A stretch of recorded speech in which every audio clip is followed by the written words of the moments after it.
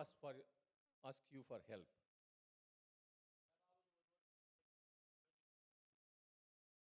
Every day. Or whenever and wherever he needs you, they ask you for help.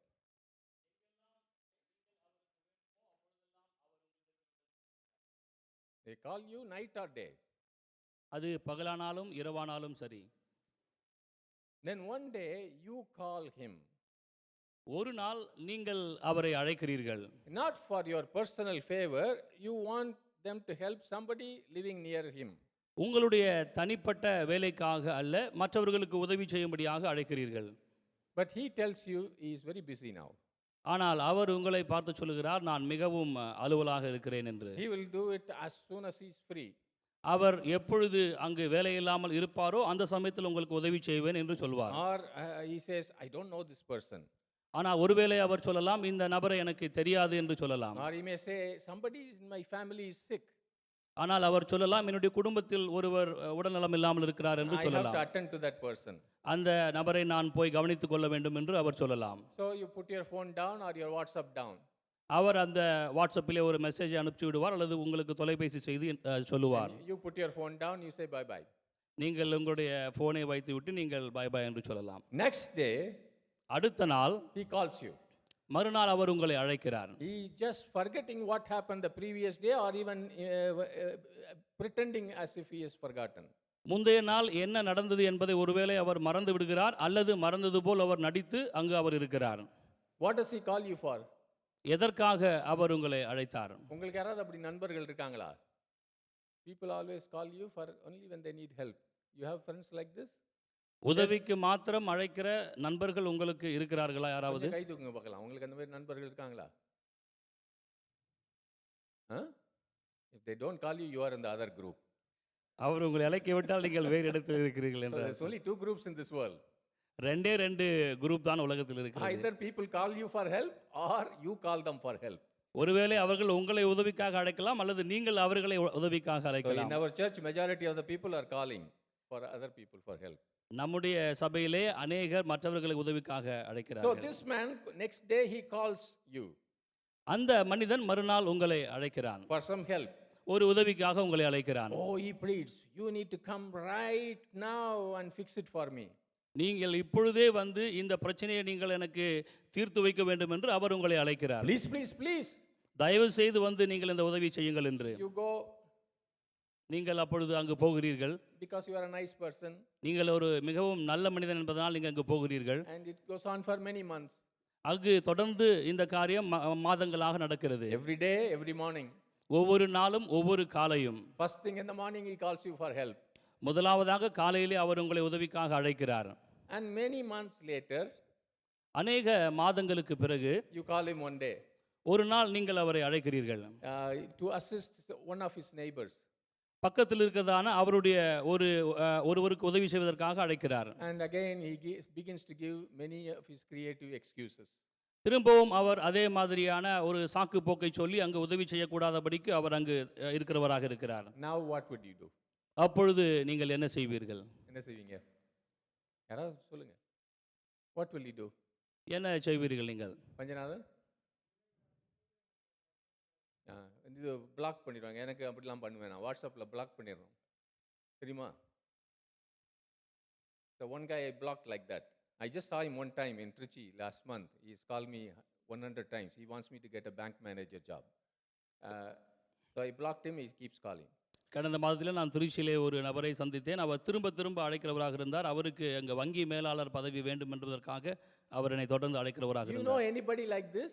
உங்களுக்கு யாராவது இப்படிப்பட்ட நபரை தெரியுமா? Anyone like this? யாராவது உங்களுக்கு இப்படிப்பட்ட நபரை தெரியுமா? This kind of nasty person, anybody? யாராவது உங்களுக்கு தெரியுமா? Anybody like this? No, சத்தமே இல்ல. You know anyone like this? No? You have to go and look at the mirror. நீங்கள் போய் கண்ணாடியை பார்க்க வேண்டும் என்று நான் விருப்பப்படுகிறேன். Really, you have to go look at the mirror. நீங்கள் கண்ணாடியை பார்க்க வேண்டும். For the last few days, as I am slowly winding down my meditation on the Gospel of Matthew over the last 6 months, one thought is being brought to the fore by the Holy Spirit more than any other. கடந்த சில நாட்களாக அந்த மத்தேயு சுவிசேஷத்தின் தியானத்தை நான் முடிக்கும்படியாக தியானித்துக் கொண்டிருக்கும் பொழுது பரிசுத்த ஆவியானவர் ஒரு காரியத்தை எல்லாவற்றுக்கும் மேலாக ஒரு காரியத்தை என் மனதிற்கு முன்பாக கொண்டு வந்து நிறுத்தினார். It is about how the Lord wants me and every other Christian to live. அது என்ன காரியம் என்னவென்றால், நான் என்னையும் என்னை தவிர மற்றவர்களையும் எப்படி நேசிக்க வேண்டும் தேவனைப் போல என்ற It's காரியம்தான். a self-denying life. அது சுயத்தை மறுக்கிற ஒரு வாழ்க்கை. And on one hand, when I say this, you may think, you may hate it, you may think it's not fun at all. நீங்கள் இப்படி ஒருவேளை சுயத்தை வெறுக்கிற வாழ்க்கை நினைக்கும் பொழுது அந்த வாழ்க்கையில் ஒரு மகிழ்ச்சி இல்லை என்று ஒருவேளை நினைக்கலாம். On the other hand, Holy Spirit is telling me and you, this is the most pleasurable and most fulfilling life for any individual. மறுபக்கம் பரிசுத்த ஆவியானவர் உங்களையும் என்னையும் பார்த்து சொல்லுகிறார், இந்த வாழ்க்கை தான் மிகவும் மகிழ்ச்சிகரமான ஒரு திருப்தியான வாழ்க்கை என்று உங்களையும் என்னையும் பார்த்து சொல்லுகிறார். Brothers and sisters, எனக்கு அன்பான சகோதர சகோதரிகளே, selfishness is at the core of carnality. சுயநலமே மாம்ச இச்சையின் அந்த ஒரு மையமாக இருக்கிறது. Selfishness seems so natural because it is natural for a carnal man. சுயநலம் என்பது அந்த மாம்சமான மனிதனுக்கு ஒரு இயல்பான காரியமாக இருக்கிறது. If I come and give a very nice gift to Manimaran, who will be smiling? நான் வந்து ஒரு அழகான ஒரு வெகுமதியை பிரதர் மணிமாறனுக்கு கொடுத்தால் அவர் மகிழ்ச்சியாக No, இருப்பார். who will be smiling? யார் அவரை பார்த்து மகிழ்ச்சியாக No, who இருப்பார்? will be smiling? யார் மகிழ்ச்சியாக இருப்பார்? இன்னும் அவரால் சிரிக்க முடியல. அதான் மணிமாறன் சொல்லிட்டாருன்னு பார்க்குறாரு. Who will be smiling? Huh? Manimaran. Who will not be smiling? யார் அங்கு புன்னகைக்க மாட்டார்கள்? பக்கத்தில் இருக்கவல்ல, இங்க இருக்கிற எல்லாரும் ஒருத்தரும். You see, that is so natural, right? அது ஒரு மிகவும் இயல்பான காரியம்தான். I know a big person in the royal family. ஒரு அரச குடும்பத்திலே ஒரு பெரிய மனிதனை எனக்கு தெரியும். His father was actually guarding the whole city. அவருடைய தகப்பனார் அந்த முழு நகரத்தையும் பாதுகாக்கிற ஒரு வேலையில் Big இருந்தார். man, billionaire. அந்த மனிதன் ஒரு மிகவும் கோடீஸ்வரனான மனிதன். He was an old man, his whole body was under stroke, one side, he can't move, he will do like this, and he cannot talk, he walks like this. His son, who's also a big royal family minister, who used to help him. அவர் ஒரு வயதான மனிதர், அவருக்கு பக்கவாதம் வந்தபடியினாலே ஒரு பக்கம் அவரால் நடக்க கூடாமல் இருந்தது. அவருடைய மகன், அவரும் அந்த அரசு குடும்பத்திலே பெரியவர், அவருக்கு உதவி செய்து And கொண்டிருந்தார். in that parking garage, there are 19 cars, all, top line Mercedes Benz, Maybach, and all kinds of things. அந்த அவருடைய வீட்டிலே அந்த கார் பார்க்கிலே விலை உயர்ந்த கார்கள், மெர்சிடிஸ் பென்ஸ், மேபேக் போன்ற விலை உயர்ந்த கார்களை அங்கு நிறுத்தி வைத்திருந்தார்கள். One day, ஒரு நாள் one man came, local man, he looked like a normal local man. ஒரு சாதாரண அந்த லோக்கல் மனிதன் வந்து அங்கு அந்த வீட்டிற்கு வந்தார். He brought a falcon. அவர் ஒரு கழுகை, பருந்தை அங்கு கொண்டு வந்தார். You know the falcon they use for hunting. அங்கு பருந்து வேட்டையாடுவதற்காக உபயோகிக்கிறார்கள். இங்கு He brought that. அங்கு அந்த பருந்தை அவர் கொண்டு So வந்தார். we all stood up and he went inside to this old sheikh. He said, I brought it for you. நாங்கள் எல்லாரும் அப்படி வந்தபொழுது எழுந்து நின்றோம். அவர்கள் அந்த பருந்தை கொண்டு போய் அந்த வயதான மனிதனிடம் கொடுத்து, உங்களுக்காக இதை கொண்டு வந்தோம் என்று சொன்னார்கள். I have never seen that old man smile like this ever in my life. என்னுடைய வாழ்க்கையிலே அந்த வயதான மனிதர் அப்படி மகிழ்ச்சியாக He was சிரித்ததை நான் smiling பார்க்கவில்லை. from ear to ear and he couldn't speak. That day he spoke so much. அங்கு பேச முடியாத அளவுக்கு மிகவும் மகிழ்ச்சியாக இருந்து அவர் சிரித்தார். அங்கு அன்றைக்கு நிறைய பேசினார் அவர். இவர் இருக்கிற தெருவோட பேர் அவர் அந்த ஷேக்கோட பேர். அவ்வளோ such a rich man. I thought, people can be so happy when you give gift. அவர் அத்தகைய ஒரு செல்வந்தனான மனிதன். ஆனால் அங்கு அவர் பரிசை பெற்றுக்கொண்ட பொழுது மிகவும் மகிழ்ச்சியாக இருந்தார். Because it is inside you. ஏனால் அது நமக்கு உள்ளாக இருக்கிறது. What is inside you? எது உங்களுக்குள்ளாக இருக்கிறது? Selfishness. அந்த சுயநலம் நமக்குள்ளாக இருக்கிறது. Me. Always. எப்பொழுதும் அந்த சுயநலம் நமக்குள்ளாக இருக்கிறது. When you go shopping, நீங்கள் அங்கு வாங்குவதற்காக கடைக்கு செல்லும் பொழுது, when your wife or husband say, you take whatever you like. உங்களுடைய கணவனோ மனைவியோ பார்த்து சொல்கிறார்கள், உங்களுக்கு எது பிடிக்கிறதோ எடுத்துக்கொள்ளுங்கள் என்று. You love to shop. நீங்கள் அங்கு வாங்குவதற்கு மிகவும் விருப்பப்படுகிறீர்கள். But your wife asks you, your husband asks you, can you get something for me? அங்கு கணவனோ மனைவியை பார்த்து கேட்கிறார், எனக்காக ஏதாவது நீ வாங்கி தர முடியுமா என்று. Translation கூட வராது. Right? It's like that. It's because selfishness is natural. அது அப்படித்தான். ஏனென்றால் அந்த சுயநலமானது On the மாம்சமான other மனிதனுக்கு hand, இருக்கிறது. natural man cannot conceive the idea of love. ஆனால் அங்கு அந்த மனிதனால் அன்பின் சட்டத்தை புரிந்து கொள்வது மிகவும் கடினமாக இருக்கிறது. Most of the man's laws in the world are set against interfering in somebody else's selfish pursuits. இந்த உலகத்தில் இயற்றப்பட்ட எல்லா சட்டங்களும் ஏதோ ஒரு தனி மனிதனுடைய பிரியத்திற்காக அவனை திருப்திப்படுத்துவதற்காக இயற்றப்பட்ட மற்ற சட்டங்கள். தனி மனிதனுடைய சுயநலத்தை நீங்க பாதிக்க கூடாது. எல்லா சட்டங்களையும் பார்த்தீங்கன்னா அவன் அவர் பாட்டுக்கு அவர் செய்யணும் வேலை, நீங்க அதை தொடக்கூடாது. நீங்க தொட்டீங்கன்னா உங்களுக்கு அது சட்டத்தை மீறிட்டீங்க. Like stealing or hitting somebody or whatever. திருடுவதோ அல்லது மற்றவர்களை அடிப்பதோ இது போன்ற காரியங்கள். Even if you know life insurance, நீங்கள் அந்த இன்சூரன்ஸை எடுக்கும் பொழுது ஆர் ஹெல்த் இன்சூரன்ஸ், உங்களுடைய மருத்துவ காப்பீட்டை எடுக்கும் பொழுது all these models are built around the idea that no person will kill himself, no person will make himself sick. இந்த இன்சூரன்ஸ் எல்லாமே அந்த ஒரு தனி மனிதன் தன்னைத்தானே காயப்படுத்தி கொள்ள முடியாது அல்லது கொல்ல முடியாது என்ற கருத்தை மையமாக வைத்துத்தான் அந்த திட்டங்கள் தயாரிக்கப்படுகிறது. Because selfishness is natural. ஏனென்றால் அங்கு சுயநலம் என்பது இயல்பாக வருகிற காரியமாக And இருக்கிறது. that's why when somebody fasts for a cause, for something else, it becomes a headline news in the newspaper and TV. அதனால் தான் ஏதோ ஒரு காரியத்திற்காக ஒரு மனிதன் உபவாசம் ஒரு உண்ணா நோன்பு இருக்கும் பொழுது அது தலைப்புச் செய்தியாக மாறுகிறது தொலைக்காட்சியில். How can you fast for somebody else? நீங்கள் எப்படி மற்றவர்களுக்காகவும் வேறு ஒரு காரியத்திற்காகவும் நீங்கள் உண்ணா நோன்பு இருக்க முடியும்? People are surprised அங்கு அவர்கள் ஆச்சரியப்படுகிறார்கள். because that is not natural. ஏனென்றால் அது ஒரு இயல்பான காரியம் இல்லை. Praying has also become a selfish pursuit. இங்கு நாம் ஜெபிக்கிற ஜெபமும் அப்படித்தான் ஒரு சுயநலமான காரியமாக இருக்கிறது. Even coming to the church is primarily about self needs for many Christians.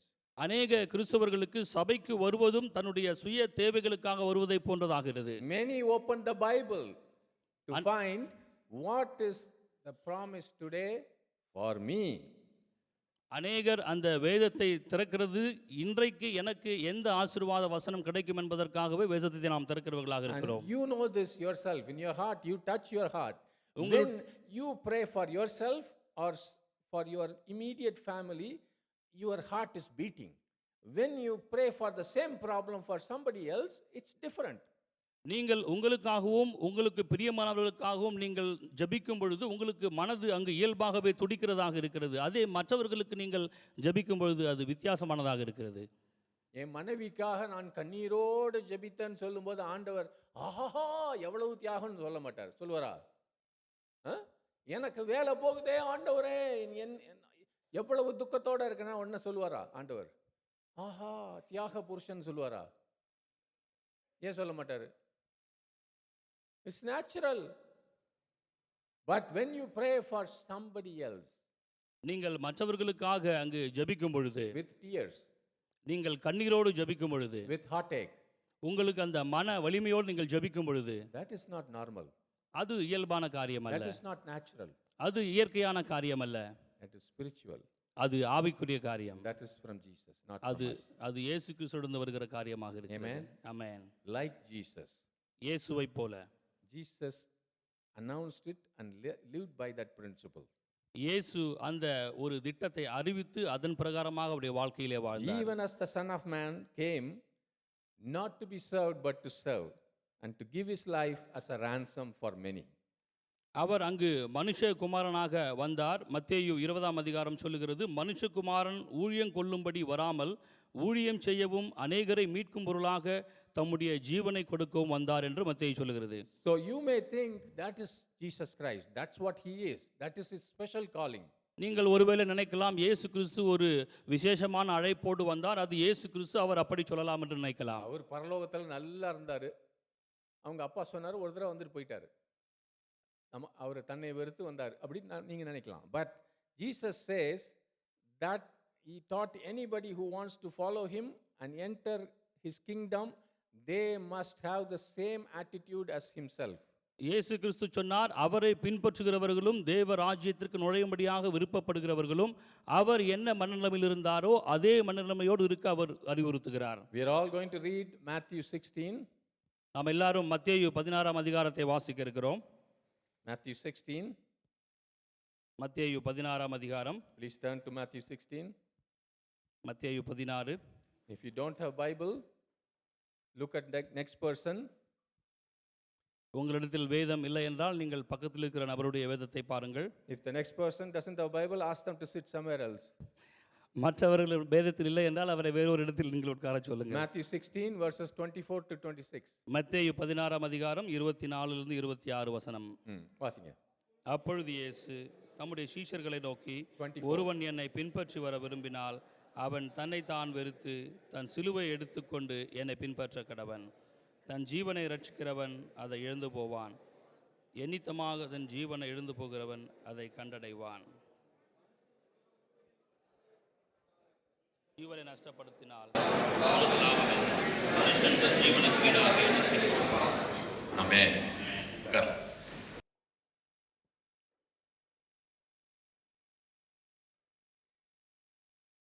Seeking his kingdom and his righteousness first.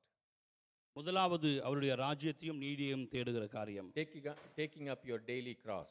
உங்களுடைய அனுதின சிலுவை எடுத்துக்கொண்டு நடப்பது. Denying yourself and following Jesus. உங்களுடைய சுயத்தை வெறுத்து தேவனை இயேசுவை பின்பற்றுவது. Keeping this prayer, thy kingdom come and thy will be done, as the core of your beating, heart beating. உம்முடைய ராஜ்யம் வருவதாக உமது சித்தம் செய்யப்படுவது போல இங்கேயும் செய்யப்படுவதாக என்கிற காரியம் நம்முடைய இருதயத்தின் துடிப்பாக இருக்கிற காரியம். Listen to me. This is the only thing that will satisfy you in your life. நீங்கள் கவனமாக கேளுங்கள். இது மாத்திரம் தான் உங்களுடைய வாழ்க்கையிலே உங்களை திருப்திப்படுத்துகிற காரியம். Nothing else will. வேற எதுவும் திருப்திப்படுத்துகிற காரியம் அல்ல. I have been young, I have been old, I can tell you, nothing else will satisfy you. நான் இளைஞனாக இருந்தேன், வயதிலோனாக இருந்தேன், முதிர்வதாக இருக்கிறேன், எதுவும் உங்களை திருப்திப்படுத்தாது. I have eaten in the palaces, I have eaten in the best hotels, I lived in the best, stayed in the best hotels in the world. That will not give you satisfaction. இந்த உலகத்திலே தலை சிறந்த உணவை நான் அரண்மனையிலும் விலை உயர்ந்த ஹோட்டலிலும் சாப்பிட்டு இருக்கிறேன், ஆனால் எதுவும் உங்களை திருப்திப்படுத்தாது.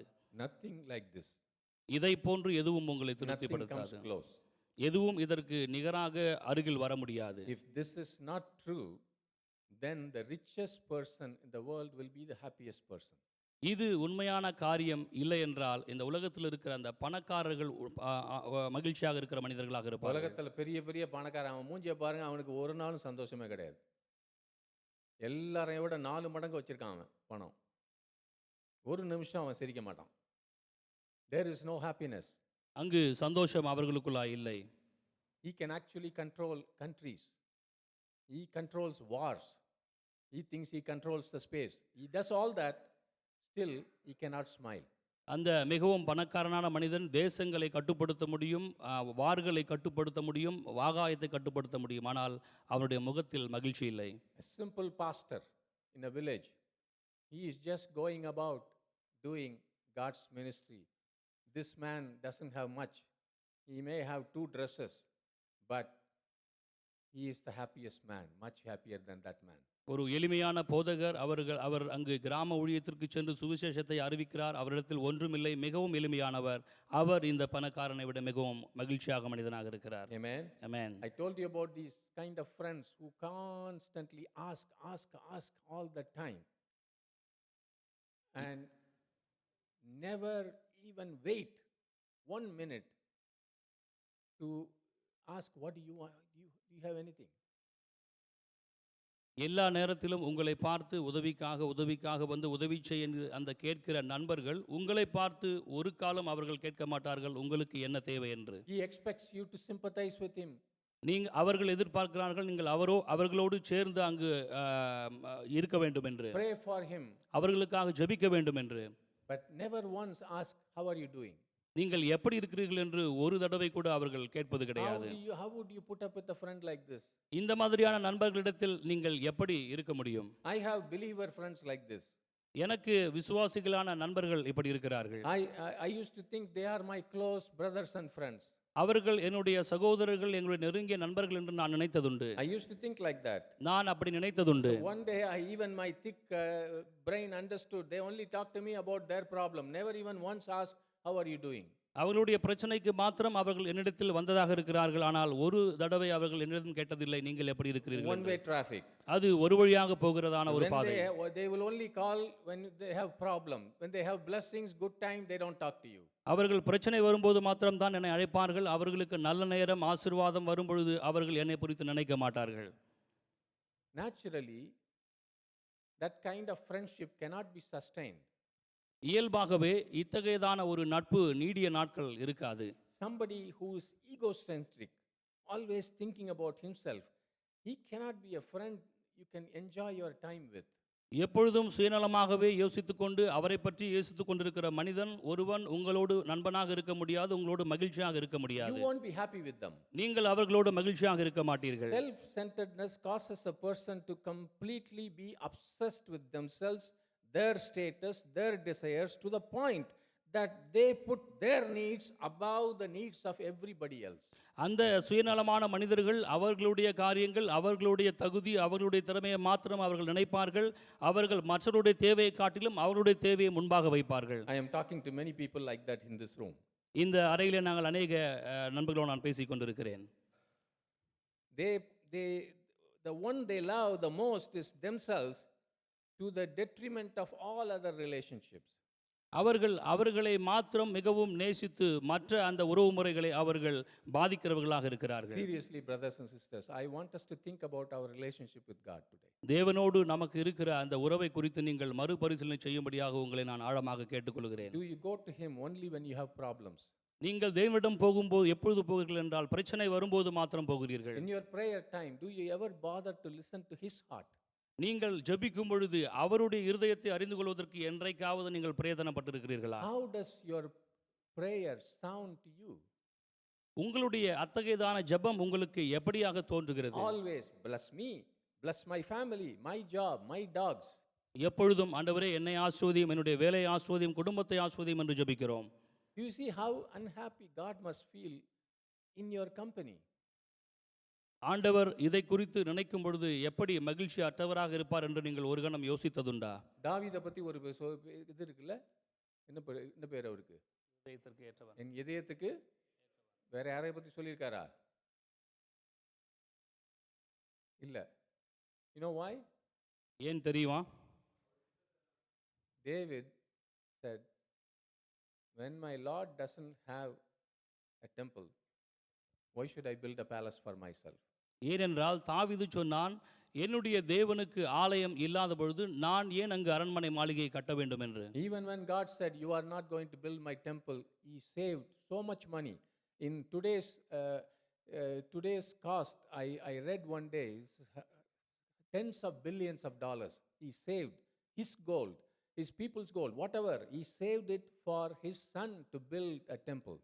தாவீது ராஜா அங்கு தேவனுக்கு ஆலயம் கட்டும்படியாக அநேகம் ஆயிரம் கோடி மதிப்புள்ள அந்த தங்கத்தை அவன் சேர்த்து வைத்தான். ஆனால் அவனால் ஆலயம் கட்ட முடியவில்லை, அவனுடைய மகனால். ஆளோட தேவன் இருக்க விரும்புவாரா, விரும்ப மாட்டாரா? ஆமென். நம்ம யோசிச்சு பார்ப்போம். எப்போ பார்த்தாலும் நம்ம இதான் கேட்டுக்கிட்டு இருக்கோம். தேவன் கஞ்சன் இல்லை, தேவன் எல்லாம் செஞ்சு முடிச்சிட்டார், இதெல்லாம் நமக்கு தெரியும். God doesn't have to do anything. You already have everything. தேவன் எதுவும் செய்ய வேண்டியதில்லை, எல்லாம் உங்களிடத்தில் இருக்கிறது. Still, we are constantly bugging him all the time. Me. That's all. Our prayer is me. ஆனாலும் நாம் தொடர்ந்து ஆண்டவரை நச்சரித்துக் கொண்டு இருக்கிறோம். ஆண்டவரை எனக்கு செய்யும் என்று. The Bible is very clear about being self-centered or thinking only about yourself. Bible calls it as sin. வேதம் நமக்கு மிகவும் தெளிவாக சொல்லுகிறது, சுயநலமாக இருப்பது, நம்மை குறித்தே யோசிப்பது ஒரு பாவம் என்று வேதம் தெளிவாக சொல்லுகிறது. Amen. Amen. Romans 2:8 says, ரோமர் 2ஆம் அதிகாரம் 8ஆம் வசனம் சொல்லுகிறது, but for those who are self-seeking and do not obey the truth but obey unrighteousness, there will be wrath and fury. ரோமர் 2:8, சுயநலமாயிருந்து சத்தியத்திற்கு கீழ்ப்படியாமல் அநீதிக்கு கீழ்ப்படுகிறவர்களுக்கு கோபமும் சீற்றமும் உண்டாகும். James 3:16 says, for where jealousy and selfish ambition exist, there will be disorder and every vile practice. யாக்கோபு 3:16 சொல்லுகிறது, பொறாமையும் சுயநலமும் எங்கே இருக்கிறதோ அங்கே குழப்பமும் சகலவிதமான தீய பழக்கங்களும் இருக்கும் என்று. Romans 8:8 says, so then those who are living the life of flesh, catering to the appetites and impulses of their carnal nature, cannot please or satisfy God or be acceptable to Him. ரோமர் 8:8 சொல்லுகிறது, மாம்சத்துக்கு உட்பட்டவர்கள் தேவனுக்கு பிரியமா இருக்க மாட்டார்கள் என்று சொல்லப்பட்டிருக்கிறது. Amen. Amen. When we think of only ourselves, நாம் நம்மை பற்றி மாத்திரமே சிந்திக்கும் பொழுது we tend to forget the needs of others. மற்றவர்களின் தேவைகளை நாம் மறந்து விடுகிறோம். Let's say in this room there are 100 people. இந்த அறையிலே 100 பேர் இருக்கிறார்கள் என்று நாம் வைத்துக் கொள்ளலாம். You have a need. உங்களுக்கு ஒரு தேவை இருக்கிறது. Yes, Karishma, you have a need. உங்களுக்கு ஒரு தேவை இருக்கிறது. Do you know there is more than 100 times the need in people around you? உங்களை சுற்றி இருக்கிறவர்கள் 100 மடங்கு இருக்கிறார்கள் என்று தெரியுமா? உங்களை பத்தி நினைக்க வேணாம்னு ஆண்டவர் சொல்ல. எப்படி நேசிக்கணும்னு சொன்னார் லலித். தன்னை நேசிப்பது போல பஞ்சநாதனையும் நேசிக்கணும். உங்களை நேசிக்க வேணாம்னு சொல்ல. உங்களை நேசிக்கிறது போல இங்க என்னமோ ஒரு வசனம் இருந்துச்சு, அவனவன் தனக்கானவைகளில் அது மாத்திரம் இல்லை, அப்படின்னா தனக்கானவைகளையும் யோசி, பட் பிறருக்கானவங்களையும் யோசி. When we think only about ourselves, 100% sure you forget about others' needs. நாம் நம்மை பற்றி மாத்திரம் நினைக்கும் பொழுது மற்றவருடைய தேவை நான் உறுதியாக சொல்ல முடியும், நாம் மறந்து விடுகிறோம். These 3 verses we read, being self-seeking in Romans 2:8, or having only selfish ambition, James 3:16, or these things make it difficult to please God. சுயநலமாய் இருப்பது ரோமர் 2:8, சுயநலம் மட்டுமே நம்ம நோக்கமாக கொண்டிருப்பது யாக்கோபு 3:16, இவைகள் தேவனை பிரியப்படுத்துவதை மிகவும் கடினமாக்குகிறது. Not me, Holy Spirit is asking you now. பரிசுத்த ஆவியானவர் அதை உங்களிடத்தில் கேட்கிறார். Is God happy with you? தேவன் உங்களோடு மகிழ்ச்சியாக Is இருக்கிறாரா? God happy with your prayer? தேவன் உங்களுடைய ஜெபத்தில் Is மகிழ்ச்சியாக God இருக்கிறாரா? happy with your heart's attitude? உங்களுடைய இருதயத்தின் அந்த எண்ணத்தில் அவர் பிரியமா இருக்கிறாரா? When you come inside, is He smiling at you? நீங்கள் இந்த உள்ளே வரும் பொழுது அது தேவனுடைய இடமாக இருக்கிறது. My friend is here. என்னுடைய அந்த நண்பர் இங்கு இருக்கிறார் என்று அவர் சந்தோஷப்படுவாரா? Do bug me to all the time. Just ask. My friend has come. நீங்கள் நச்சரித்துக் கொண்டே இருக்கிறீர்கள், அப்பொழுது என்னுடைய நண்பன் இங்கே இருக்கிறேன் என்று ஆண்டவர் சந்தோஷப்படுவாரா? நச்சரிப்புக்கு தமிழ் இங்கிலீஷ்ல எதுவும் இருக்கா? ரொம்ப அழகா சொல்றாரு. நச்சரிக்கிறவனை ஆண்டவர் பார்த்து அப்படியே சிரிப்பாரா? வந்துட்டாரியா நச்சரிக்கிறவன். I have been in this so-called what we have mainly is a volunteering ministry. நாம் இப்பொழுது செய்கிற ஊழியம் அது பணிவிடை ஊழியம். என்ன சொல்லுவீங்க சாலமோன்? நம்மளா தானாக அதுக்கு ஒரு வார்த்தை சொன்னார் அன்றைக்கி. தானாக முன் வேலை செய்யறது, யாரும் நம்ம வாங்கன்னு சொல்றது இல்லையா? It's volunteering ministry. அது அந்த பணிவிடை அர்ப்பணிப்பின் ஊழியம். And for many decades I have done this. பல தசாப்தங்களாக நான் இந்த ஊழியத்தை செய்து கொண்டிருக்கிறேன். Even in my own small brain, even in my own small way, I can only count in this finger people who I can count for any help in the ministry whenever there is a need in the ministry.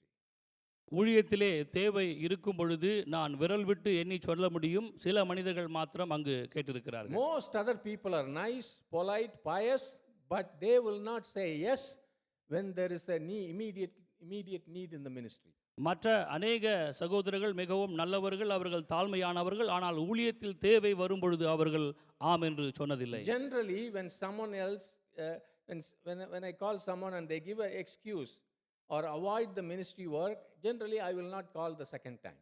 நான் ஊழியத்திற்காக ஒரு நபரை அழைக்கும் பொழுது அவர்கள் செய்ய முடியாது என்று சொல்லுகிற சமயத்திலே நான் மறுபடியும் அவர்களை அழைப்பதில்லை. நான் சொல்ற பெரிய ஊழியம்லாம் இல்லை, இதை கொஞ்சம் இந்த பக்கம் தள்ளி வையான்னு ஒருத்த வரலன்னு வச்சுங்க, இதுதான் ஊழியம். Next time I will not look at that person. அந்த சிறிய வேலையை நான் செய்யும்படியாக அழைக்கும் பொழுது அவர்கள் வரவில்லை என்றால் மறு நேரம் நான் அவர்களை அழைப்பதில்லை. And definitely I will not call them to help me in my personal life. If he is not, this person is not even helping God, he is going to help me. தேவனுடைய ஊழியத்திற்கு அவர்கள் அந்த சிறிய உதவி செய்ய முடியவில்லை என்றால் என்னுடைய தனிப்பட்ட வாழ்க்கையிலே அவர்கள் எப்படி அந்த உதவி செய்ய முடியும் என்று நான் அவர்களை அழைப்பதில்லை. Now think about this. How would God call you to do ministry? நீங்கள் எப்படி ஊழியம் செய்ய வேண்டும் என்று தேவன் உங்களை எப்படி அழைப்பார் என்பதை யோசித்து பாருங்கள். ஆண்டவர் கேட்கிறார், சின்ன காரியம், அவருக்கு கொஞ்சம் கஷ்டத்தில் இருக்காரு, நீ கொஞ்சம் ஜெபம் பண்றியா? ஆவியானவர் உங்களை ராத்திரியில் ஞாபகப்படுத்துறாரு, சின்ன காரியம் தானே. இல்லாட்டி போகிற வழியில் இந்த காரில் அவங்கள பிக்கப் பண்ணிட்டு போறியான்னு ஆவியானவர் கேட்குறாரு. 100 காரணம் சொல்கிறோம். பெட்ரோல் விலை ஏறி போச்சு, எனக்கு அங்கே போகணும், இங்கே போகணும். எனக்கு தெரிஞ்ச வரைக்கும் 2வது தடவை ஆண்டவர் கேட்க மாட்டார். தேவன் பிச்சைக்காரர் இல்லை, ராஜாதி ராஜா. அவர் உங்களை கேட்கறது உங்களுக்கு ஸ்லாக்கியம், அவருக்கு இல்லை.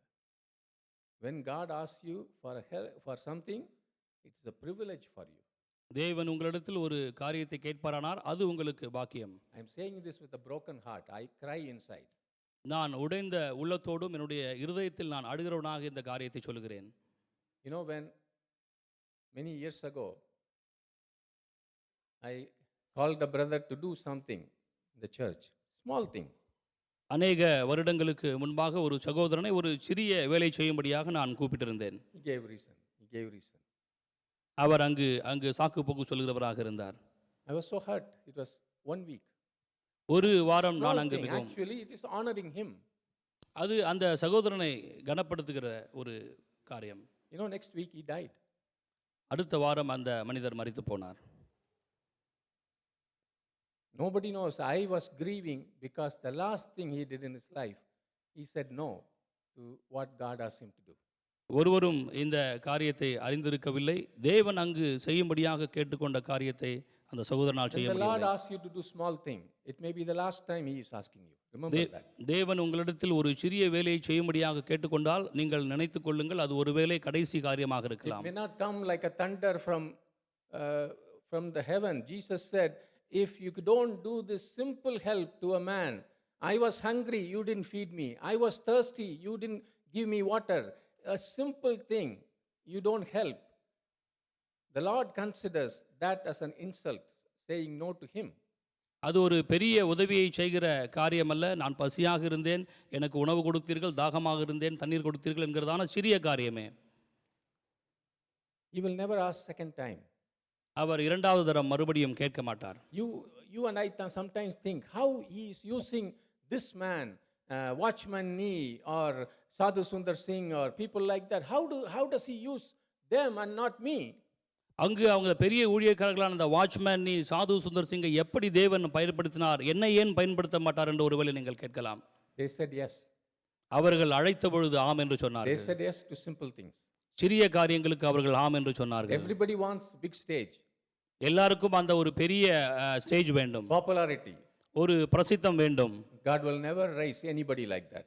அப்படி பிரசித்தம் பிரபல்யத்தை விரும்புகிறவர்களை தேவன் ஒருபோதும் உயர்த்த மாட்டார். A pastor may raise his son up, but God never raises his own children up unless they say yes to simple things, humble things, things in the background. ஒருவேளை ஒரு போதகர் அவருடைய பிள்ளை அவர் உயர்த்தலாம், ஆனால் தேவனுடைய காரியத்திற்காக சிறிய காரியங்களை செய்கிறவர்களை மாத்திரம் தேவன் பரலோக ராஜ்யத்தில் உயர்த்துவார். Amen. Amen. So like I said, there is we have to take care of ourselves, our health, our family, all that. It is all right. It is okay. There is a difference between that's perfectly normal between self care and self-centeredness. நாம் நம்மை கவனித்துக் கொள்ள வேண்டும், நம்முடைய உடல் ரீதியான காரியங்களில் நாம் கவனமாக இருக்க வேண்டும். வேதம் அப்படித்தான் சொல்கிறது. 2 விதமான காரியங்கள் இங்கு சொல்லப்பட்டிருக்கிறது. Self-centeredness means all the time you think about yourself. அங்கு சுயநலமான காரியம் என்பது எப்பொழுதும் நாம் அந்த நம்மை பற்றியே நினைத்துக் கொண்டிருப்பது. The world is revolving around yourself. உங்களை சுற்றி அந்த உலகம் சுற்றி கொண்டே இருக்கிறது என்று நினைப்பது. Amen. Amen. Even Jesus sometimes he wanted to sleep. He wanted to take rest. He wanted to leave and pray for himself. இயேசு கிறிஸ்துவும் அங்கு அவருடைய வாழ்க்கையிலே அவர் தனியாக சென்று ஓய்வெடுக்க வேண்டும் என்று அவர் விருப்பப்பட்டார். Amen. Amen. And you want to do exercise, fine. நீங்கள் அங்கு உடற்பயிற்சி செய்வது எல்லாம் நல்ல காரியம்தான். But you worship your body all the time. You want to be the the Mr. whatever, Mr. Labor Camp. That is worshiping your body, worshiping yourself. ஆனால் நீங்கள் உங்களுடைய சரீரத்தை நீங்கள் ஆராதிப்பதும் உங்களுடைய சரீரத்தை குறித்து நீங்கள் புகழ்ச்சியாக நினைப்பதும் சரியான காரியம் அல்ல. Amen. Amen. At the end, இறுதியாக Jesus set that model, servant leader model. Our King himself set it up for us.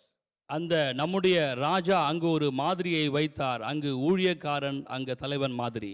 Amen. Amen. You see, the politics of the and power of the worldly kingdoms and the governments, they are always about the whims and fancies of the individual leaders.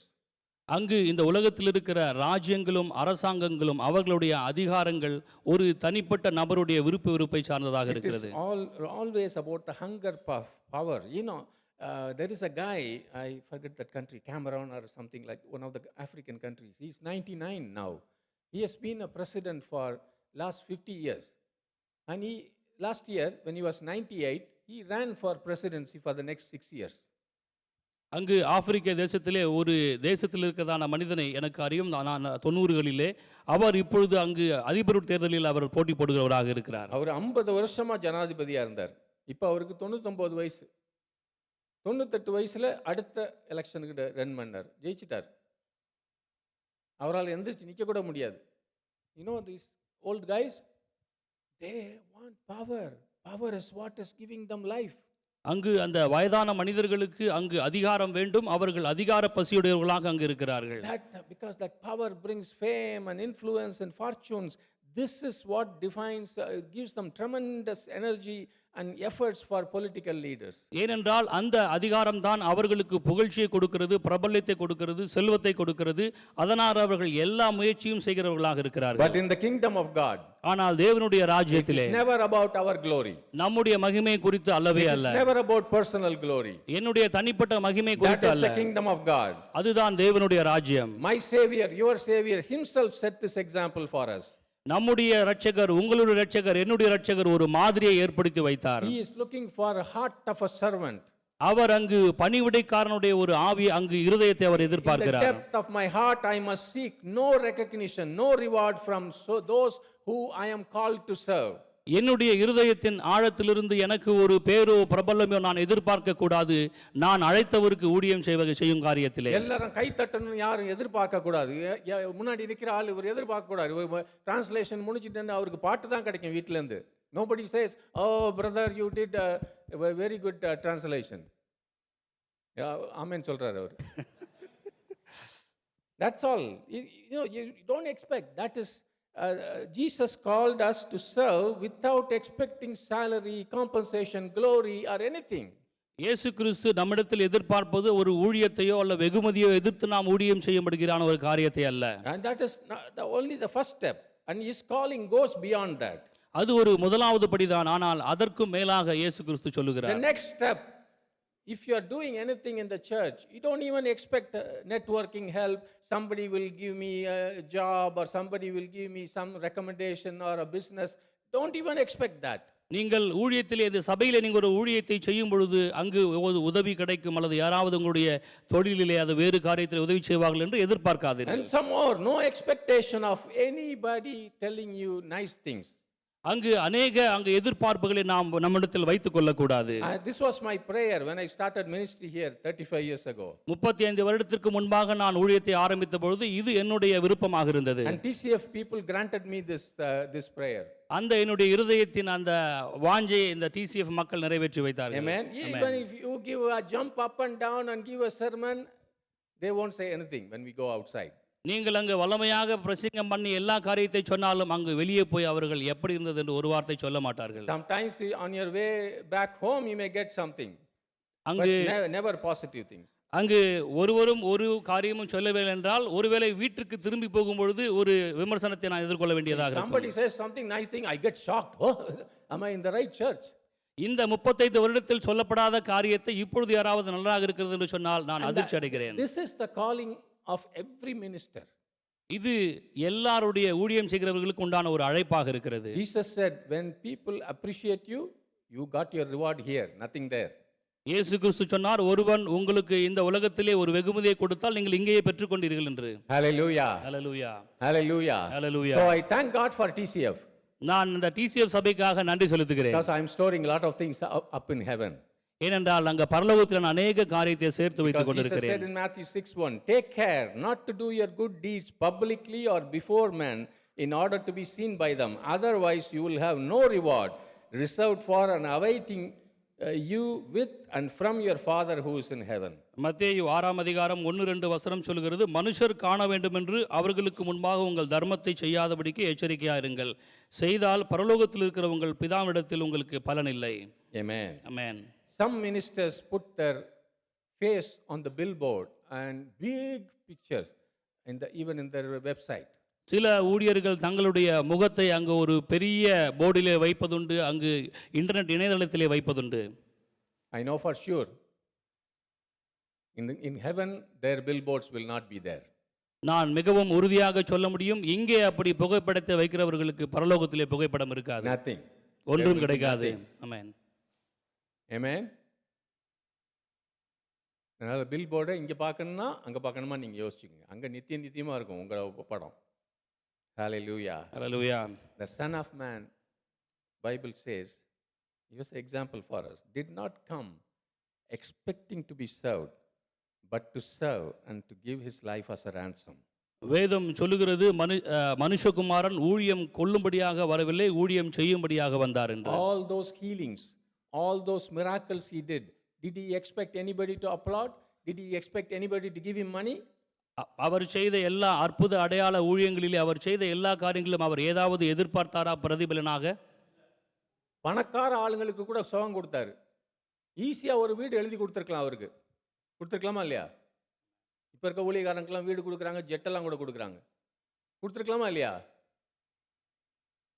அவங்களும் கொடுக்கல, அவரும் கேட்கல. மனுஷகுமாரனுக்கு தலை சாய்க்க இடம் இல்லை. ஹல்லேலூயா. ஹல்லேலூயா. சகோதரனே சகோதரியே, இந்த உலகத்தில் சில ஊழியக்காரங்க அப்படி இருக்காங்கன்னெலாம் பார்க்காதீங்க. நம்ம பார்க்க வேண்டிய ஒரே ஊழியக்காரர் அவர். என்ன சத்தமே இல்லை. அவர் ஊழியம் கொள்ள இல்லை, ஊழியம் செய்ய வந்தார். ஹல்லேலூயா. ஒரு சாப்பாடு கூட எதிர்பார்க்கல அவர். He didn't even expect a night stay in their house. அங்கு உதவி செய்த அந்த வீட்டிலே அவர் தங்கும்படியாக ஒரு நல்ல இடத்தை கூட எதிர்பார்க்கவில்லை. He did not expect any influence from the centurion. அங்கு 100க்கு அதிபதியிடத்தில் ஒரு தயவையும் அவர் எதிர்பார்க்கவில்லை. Jesus asked you and me to look at him alone as the model. இயேசு கிறிஸ்து சொல்லுகிறார், அவரை மாத்திரம் மாதிரியாக பார்க்க வேண்டும், உங்களுக்கும் எங்களுக்கும் இன்றைக்கு சொல்லுகிறார். Why should I look at the modern day prosperity gospel pastors and ministers and emulate these people? இன்றைக்கு இருக்கிறதான அந்த செழிப்பின் உபதேசத்தையும் உபதேசத்தை போதிக்கிறவர்களையும் நாம் ஏன் பார்க்க வேண்டும்? For many such ministers, their church size and this the car they drive and the plane they fly, that is the level of their success. அநேக ஊழியர்களுக்கு அவர்களுடைய ஊழியத்திலே அவர்கள் செய்ததான அந்த பெரிய பில்டிங் அல்லது பெரிய கட்டடம் சொத்து மாத்திரம் ஊழியத்தின் வரரையாக இருக்கிறது. Now we have a church, we have no roof, no building, nothing, and we help build many churches in India and other places. ஆனால் நமக்கோ TCF சபைக்கோ இருப்பதற்கு ஒரு கூரை இல்லாமல் இருக்கிறது. ஆனால் நாம் எங்கெங்கெல்லாம் சபை தேவைப்படுகிறதோ அங்கு நாம் உதவி செய்கிறவர்களாக இருக்கிறோம். And there are countless pastors and ministers, they go about their simple and self-effacing way to serve God in the kingdom.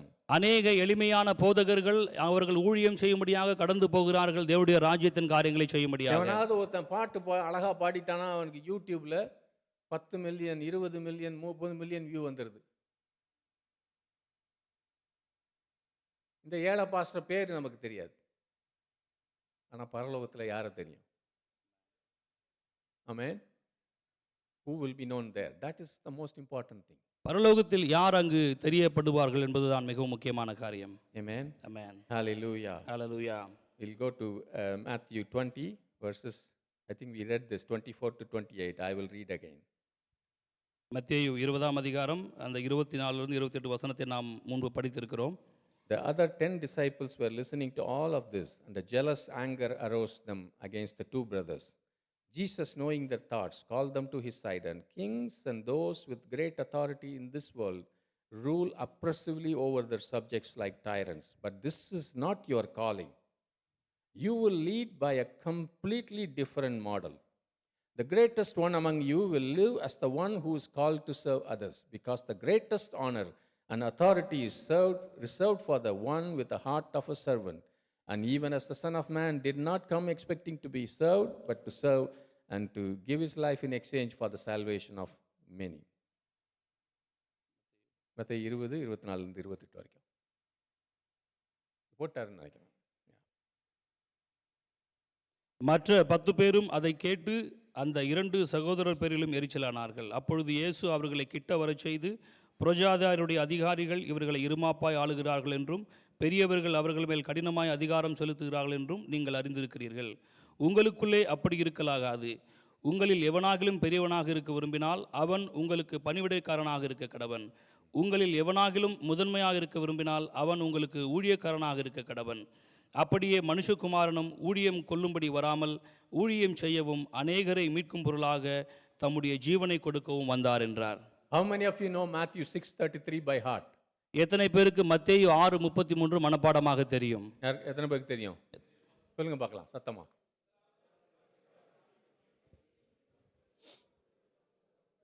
முதலாவது தேவனுடைய ராஜ்யத்தையும் நீதியை தேடுங்கள், அப்பொழுது எல்லாம்.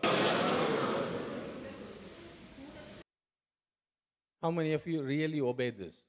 எத்தனை பேர் இதற்கு உண்மையாகவே கீழ்ப்படுகிறீர்கள்? Why is it difficult for us to obey this? இந்த வசனத்திற்கு கீழ்ப்படிவதற்கு ஏன் நமக்கு மிகவும் கடினமாக இருக்கிறது? முதலாவது அவருடைய நீதி அவருடைய ராஜ்யத்தின் நீதி. What does that mean? முதலாவது தேவனுடைய ராஜ்யத்தின் நீதியை தேடுங்கள் என்பதின் அர்த்தம் என்ன? What thought crosses your mind when you wake up in the morning? காலையில் எழும்போது உங்களுடைய மனதில் என்ன எண்ணம் வருகிறது? That's a test.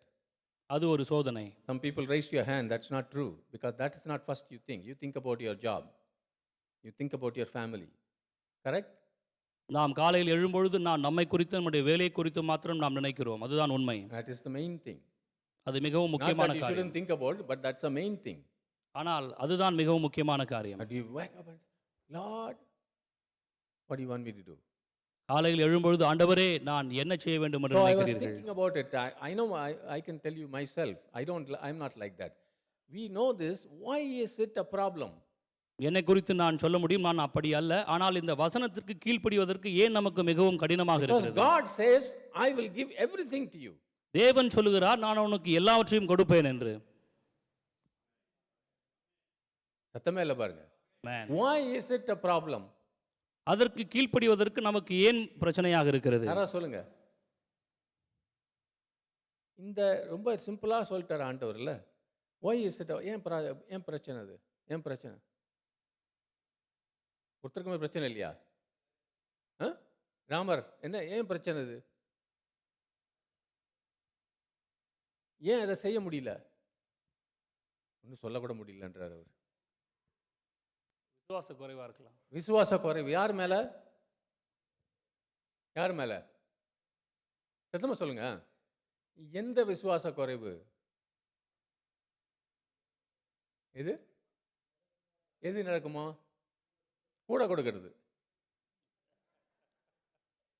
அவர் கொடுப்பாரா? சும்மா கொடுப்பாரானா தெரியாது. கூட கொடுப்பேன்னு சொல்லிட்டாரு. ஆடட். அது ஆட்டோமேட்டிக்காக வந்துடுன்றாரு. அதில் விசுவாசம் இல்லை. அடுத்தது வேற என்ன? வேற ஏதாவது இருக்கா பிரச்சனை? I think there's one other problem. நான் நினைக்கிறேன் இன்னொரு பிரச்சனை இருக்கிறது என்று. I want to control what blessings come to me. I want to be in charge of my promotion. I want to be in charge of the house I'm going to build. Yes?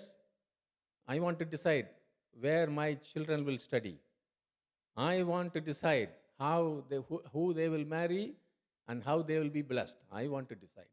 எனக்கு என்ன ஆசீர்வாதம் வர வேண்டும் என்று நான் அதை கட்டுப்படுத்த விரும்புகிறேன். என்ன வேலை, என்ன விதமான பிள்ளைகளை திருமணம் செய்ய வேண்டும் என்கிற காரியத்தை நான் கட்டுப்படுத்த விரும்புகிறேன். Yes sir no.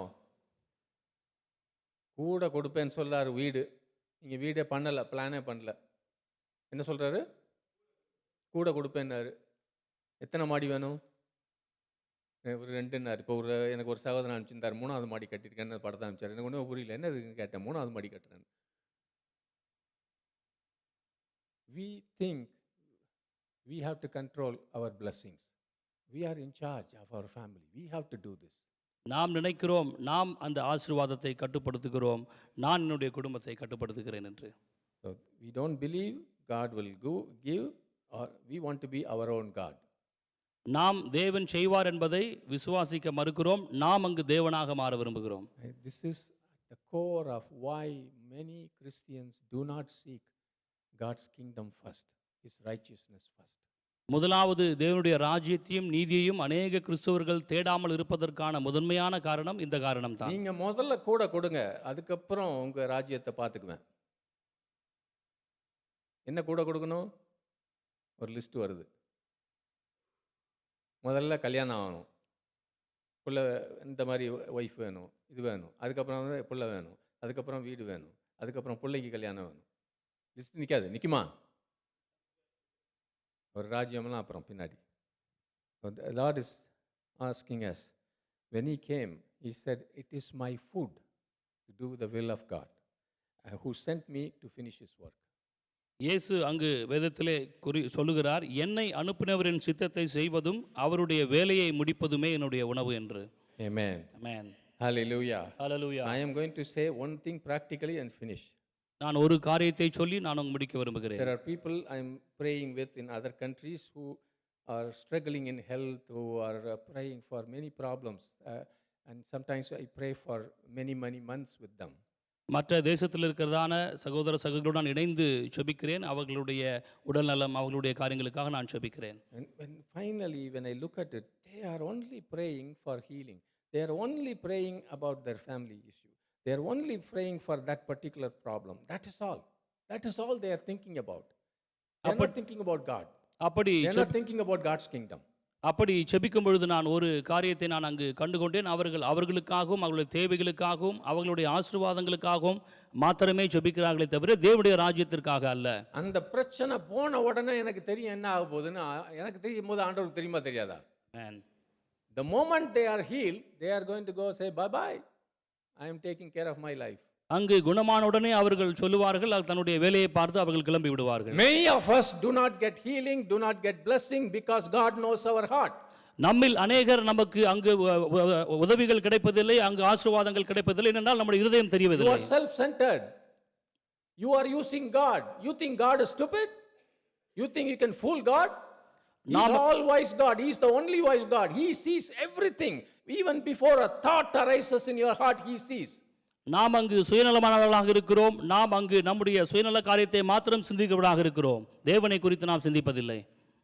And then they say, oh, healing doesn't come, this doesn't come, that doesn't come, God is not fair, God is not good. Look at your heart, man.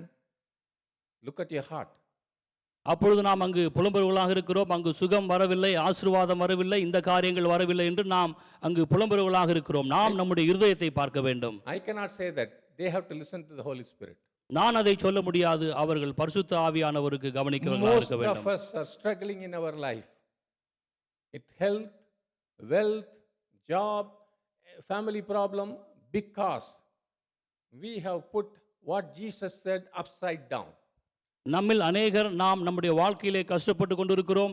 நம்முடைய உடல் ஆரோக்கியத்திலே, நம்முடைய பணத்திலே எல்லாவற்றையும் நாம் தலைகளாக வைத்து விடுவர்களாக இருக்கிறோம். It is not just saying I will love you, I will put just saying Matthew 6:33 or just saying Lord's prayer, thy kingdom. It's not saying. It is what is going on inside. God sees the heart. அங்கு தேவனுடைய வார்த்தை நாம் வெறும் உதடுகளினால் சொல்வது மாத்திரம் அல்ல. நாம் அப்படி உதடுகளினால் சொல்ல முடியும், ஆனால் இருதயத்தில் என்ன இருக்கிறது என்பதே மிகவும் முக்கியமான காரியம். When it is convenient, when everything is okay, you say you will serve the Lord. நாம் நமக்கு சாதகமான காரியம் நம்முடைய வாழ்க்கையில் நடக்கும் பொழுது, எல்லாம் சரியாக போகும் பொழுது நாம் சொல்ல வேண்டும், தேவனுக்கு நான் ஊழியம் செய்வேன் I will என்று. share a testimony. ஒரு சாட்சியை நான் உங்களிடத்தில் பகிர்ந்து கொள்ள விரும்புகிறேன். Last 1 month I had gone through really what the Lord went through in the like His crucifixion pain. From here to head, like my hand, and I was in front of you leading the worship. Nobody knew. That is how God wants you to lead your service for Him. No excuses, because I can't stand, because I have pain from head to toe. Doesn't matter. Go, do, work, obey Him. Don't look for excuses. கடந்த ஒரு மாதமாக என்னுடைய சரீரத்தில் நான் அநேக வேதனைகளை அனுபவித்துக் கொண்டிருந்தேன். ஆனாலும் இங்கு முன்பு வந்து ஆண்டவருக்கு ஊழியம் செய்து அவரை ஆராதிக்கிறவனாக நான் இருந்தேன். இத்தகையதான ஒரு மனநிலையில் நாம் இருக்க வேண்டும். In the middle of the pain, in the middle of the excruciating, they couldn't find painkillers. In the middle of all that, the Lord kept blessing with wonderful projects, one project after another. I don't have time to do these projects. வழியின் மத்தியிலும் வேதனையில் மத்தியிலும் தேவன் என்னை ஆசீர்வதித்து எனக்கு அநேக அந்த வேலைகளை அங்கு கொடுக்கிறவராக இருந்தார். When my God says, when your God says, He will add everything to you, He will. There is no question. தேவன் அங்கு சொல்லும் பொழுது அவர் எல்லாவற்றையும் கூட கொடுக்கிறவராக இருக்கிறார். அங்கு ஒரு கேள்வியும் இல்லை. நீங்களும் நான் நம்ம பிள்ளைகளுக்காக ஓடலாம் ஓடலாம் ஓடலாம் உழைக்கலாம், அது ஒரு நாளும் நிலையாக இருக்காது. ஆண்டவருக்காக ஓடுங்க, அவர் உங்களுக்காக ஓடுவார். இது சத்தியமான காரியம். நான் சொல்லல, இயேசு கிறிஸ்து சொன்னார். இயேசு கிறிஸ்து ஒரு நாளும் பொய் சொல்ல மாட்டார். தேவனுக்காக ஒரு சின்ன காரியத்தை நீங்கள் செஞ்சாலும் அவர் ஒரு நாளும் மறக்க மாட்டார். மனுஷனுக்காக செய்கிறது, உங்கள் பிள்ளைகளுக்காக செய்கிறது உங்கள் பிள்ளைங்க மறந்துடுவாங்க. 100%. நான் ஞாபகம் வச்சுக்கோங்க, உங்கள் பிள்ளைகள் உங்களை மறந்துடுவாங்க. நீங்கள் நினைக்கிறீங்க பிள்ளைங்க நிச்சயமாக மறந்துடுவாங்க. கணவனும் மனைவி மறந்துடுவாங்க. உங்கள் ஆண்டவர் ஒரு நாளும் மறக்க மாட்டார். அவர் உண்மையுள்ளவர். அவ்வளவு அருமையாய் கிருபையாய் நமக்கு வேலை செய்த தேவன் அவருக்கு ஒரு சின்ன காரியத்தை செய்யும்போது துருத்தியில் வச்சிருக்கார். அவர் பதிலளிக்கிற தேவன். என் இயேசு உண்மையுள்ள தேவன். ஆமென். ஹல்லேலூயா. எல்லாரும் எழுந்து